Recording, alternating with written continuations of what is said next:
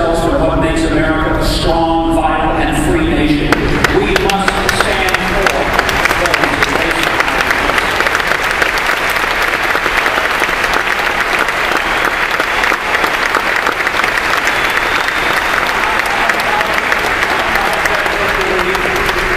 that it is critical that at a time when California is now saying that you can have a spouse of the same sex, and next will come a spouse or several spouses of any number of sexes that you wish, where does it stop?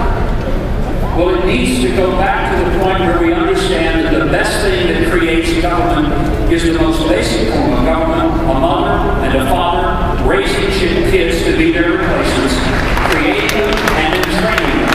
That is how our society is supposed to work.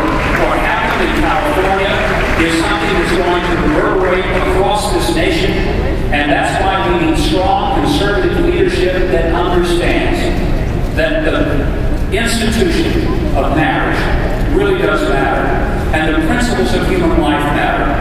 And if our party ever abandons the idea that life begins at conception and is sacred and precious and should be protected at all costs, we will have violated the essence of our civilization, because at the heart of who we are is this radical concept by our founders that we have all been created equal.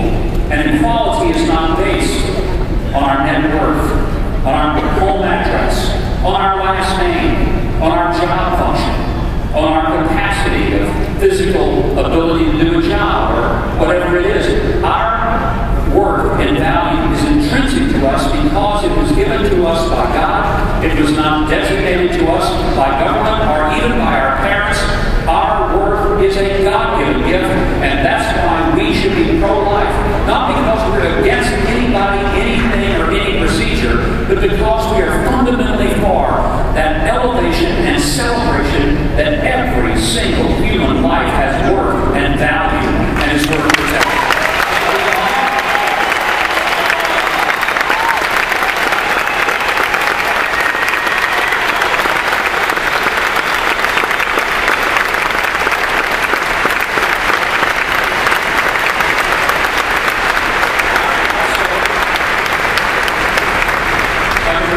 Because I believe that we ought to have spending controls and we ought to have a tax system that makes sense, which we do not have now. We have one that penalizes the people who are productive and subsidizes those who are not. Yes, I see some signs waiting here today, and if we had the fair tax, a tax that would put the IRS out of business, it might put some Americans back in business.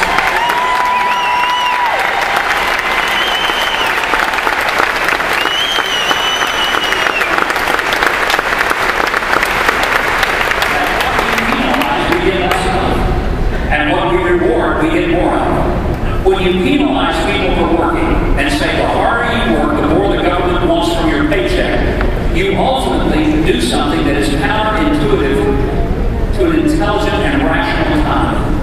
We are in economic trouble today, not because of just the mere cyclical nature of the economy, but because of the structural problems that we have with the tax system that is upside down and that is just literally choking the life out of Americans, particularly small business owners, whose regulatory and tax burdens make it all but impossible for them to compete in the kind of economy in which we live today.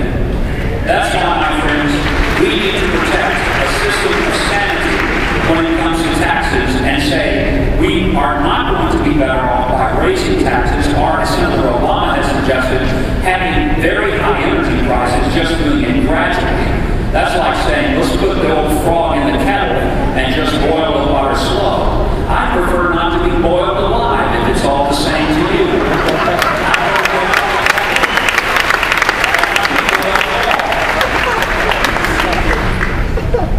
You know, I know across this country there's some folks who are a little pessimistic. Some are worried maybe it's going to be a tough year for us, and it could be.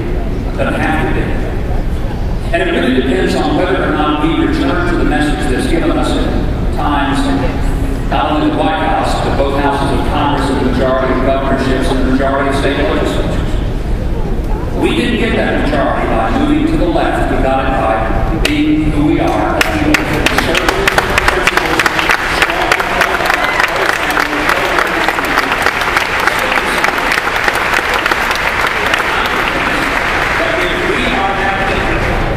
We don't have to be pessimists.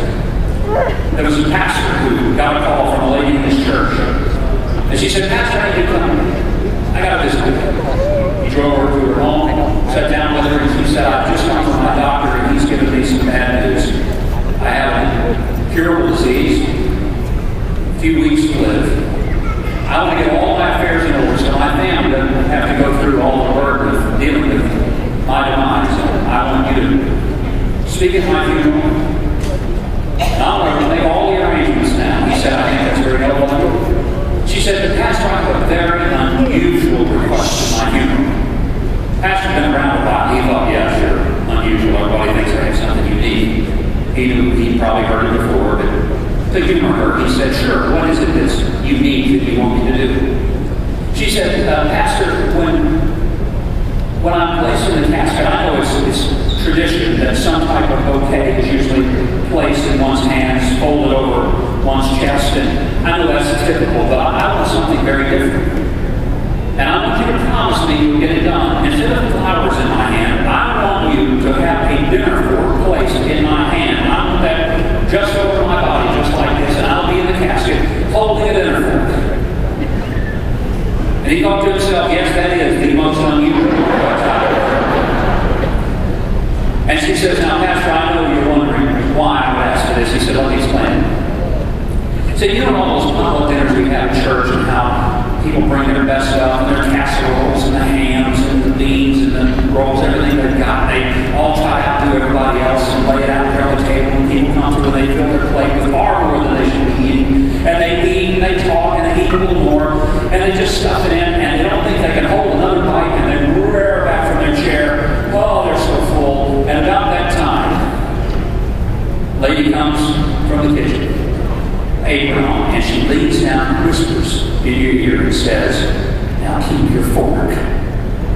And all of you that have ever been to a church dinner know what it means when she says, "Keep your fork." That means you're not finished yet. You forgot dessert. And even though you think you're stuffed, keep your fork. Because there's some pie and cake and all sorts of stuff, and you're not finished yet. In fact, keep your fork is a way. There's a Baptist out there just said hallelujah. You know, sometimes Baptists ever say hallelujah when we're talking about food.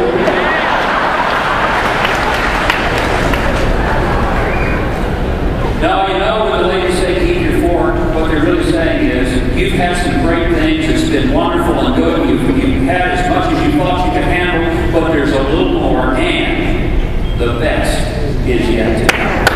Ladies and gentlemen, what I want to say to conservatives, Republicans, and people across this country who say, "Oh, we have to look backwards to see the greatest days of America." It doesn't have to be that way. And I'd like for us to be the people and the party and the generation that says, "Keep your fork. The best is yet to come."